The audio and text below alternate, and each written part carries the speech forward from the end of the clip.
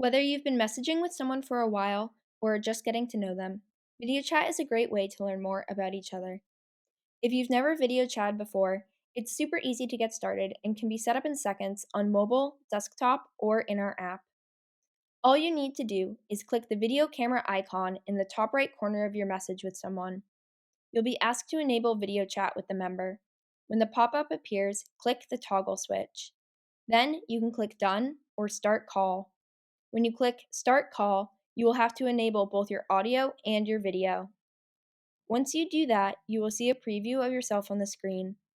If you aren't ready, you can click the gray X to cancel the call. When you are ready, click the blue button that says Call. Once they accept the call, you will be able to see and hear each other.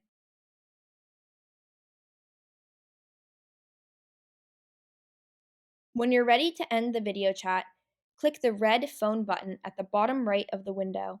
This completely ends the video chat, and the other member will not be able to see or hear you. Lastly, let us know how it went by answering the quick feedback question at the end of the video chat. So, what are you waiting for? Why not try a video chat with someone you're messaging?